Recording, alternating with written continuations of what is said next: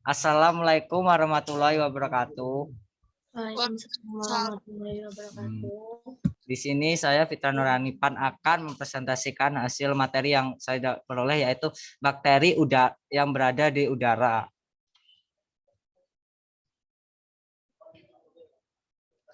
Nah, untuk latar belakang dari bakteri yang berada di udara, yaitu mikroorganisme di udara merupakan unsur pencemaran yang sangat berarti sebagai penyebab gejala sebagai penyakit antara lain iritasi mata, kulit, dan saluran pernapasan atau ISPA, dan lain sebagainya. Kemudian dalam pengertiannya yaitu mikroorganisme di udara adalah bakteri yang hidup sementara di udara. Bakteri ini terdapat di udara yang mereka menggunakan perlindungannya, yaitu seperti spora untuk perlindungannya. Bakteri tersebut misalnya Bacillus sp, Clostridium sp.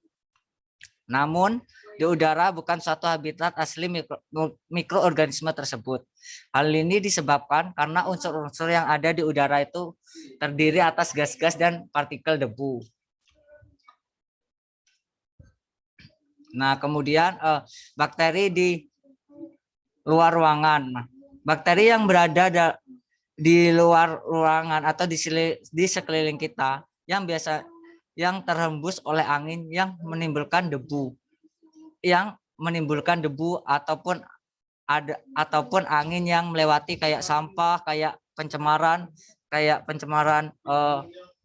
banjir gitu di sampah yang ada di sungai gitu kan.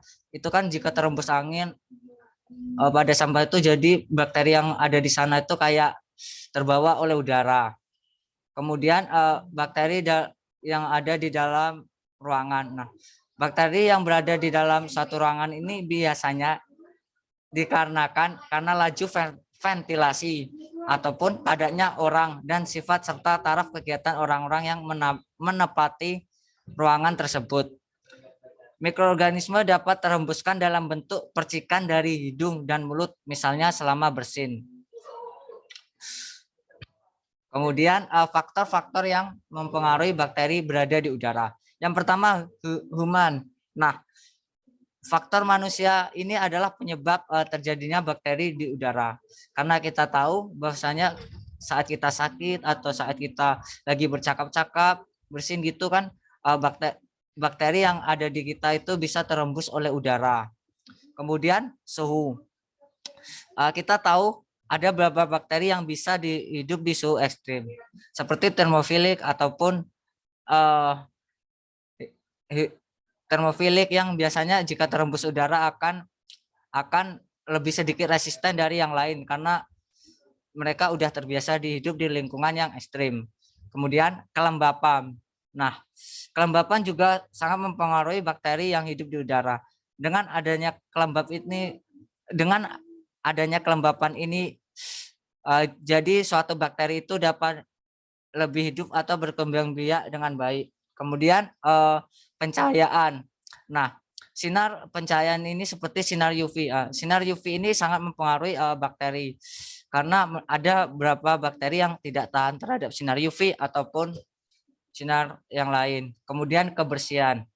Nah, faktor dalam kebersihan ini seperti kayak tentu saja kalau kita bersih ataupun tempat yang ruangan kita bersih, ventilasinya bagus, itu memungkinkan bakteri yang hidup di sana tuh tidak ada atau hanya sedikit gitu.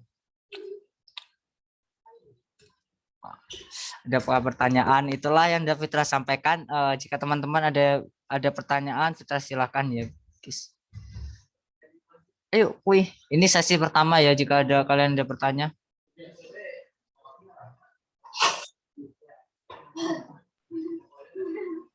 Izin bertanya, Fitra. Oke. Tadi di slide Fitra itu dijelaskan bahwa kebanyakan bakteri yang berspora yang ada di udara. Kenapa hanya bakteri yang berspora? Terima kasih, Fitra. Oh alah, oke.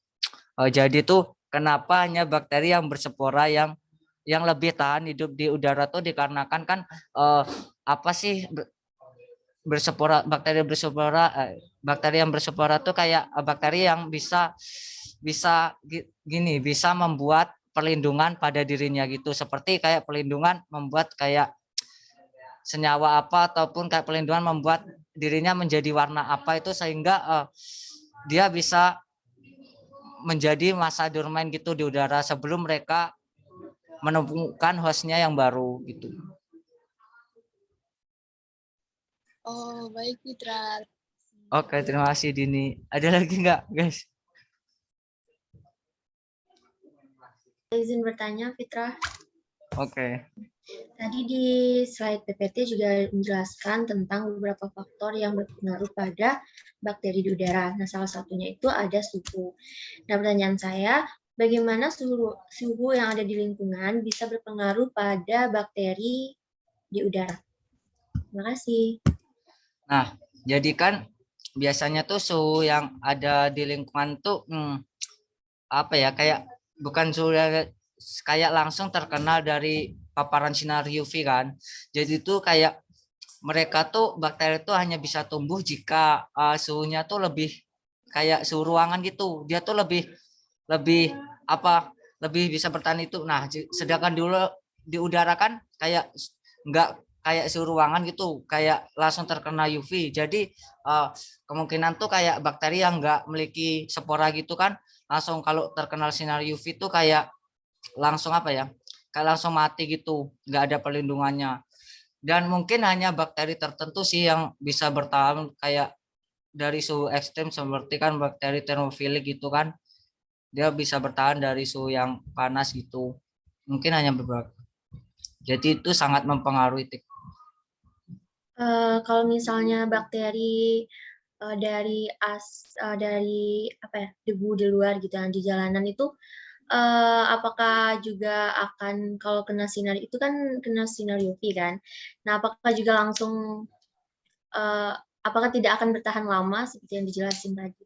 Nah, itu tergantung dulu ya bakteri yang ada di apanya tuh, yang ada di debunya tuh jenisnya kayak mana. Biasanya kayak kalau yang bakteri yang berendospora tuh bakteri gram positif maupun gram negatif, namun kebanyakan gram positif gitu. Jadi mereka lebih banyak apa? Lebih resisten gitu terhadap suhu itu. Sedangkan kayak yang tadi yang katamu tadi yang di debu tuh bisa kayak bakteri yang nggak memiliki endospora tuh jadi kayak itu mungkin berapa jam aja udah mati tuh jika dia nggak nemuin hostnya gitu atau inangnya.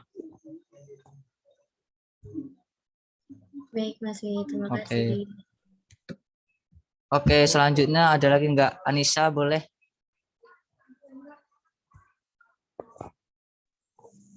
Baik, izin bertanya, Fitra. Kan tadi dijelaskan bahwa mikroorganisme udara atau bakteri yang hidup sementara di udara. Nah, berarti kan ada fase kematian dari bakteri jika lama dibiarkan di udara bebas kayak gitu. Nah, apakah semua bakteri itu sama bertahan lamanya di waktu bertahan lamanya di udara, dan ya berapa lama gitu mikroba udara itu bertahan di udara? Nah, biasa itu kembali lagi ya, untuk berapa lama tuh kan kita nggak serta-merta menentuin berapa lama gitu. Kita harus tahu, oh ini bakteri jenis apa dulu, terus apakah ini bakteri memiliki endospora atau enggak gitu kan, atau bahkan ini bakteri gram positif atau gram negatif. Jadi kemungkinan sih kalau bakteri gram negatif yang enggak memiliki endospora tuh mungkin bisa bertanya berapa jam gitu kan kalau terpapar sinar UV itu. Namun kalau bakteri yang memiliki endospora tuh bisa bertahan beberapa hari gitu. Dia kayak lebih lebih lebih ada tempat perlindungan, lebih ada tempat perlindungan dari dirinya gitu untuk memperlindungi diri dari sinar UV kan.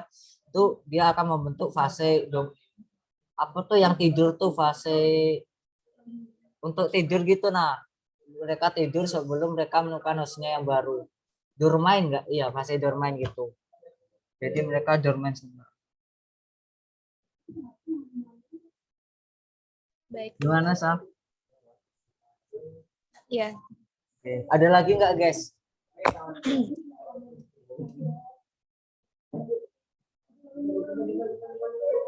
Ada lagi nggak, Dini, Atika, Anisha? Dari aku cukup, Mas. Oke.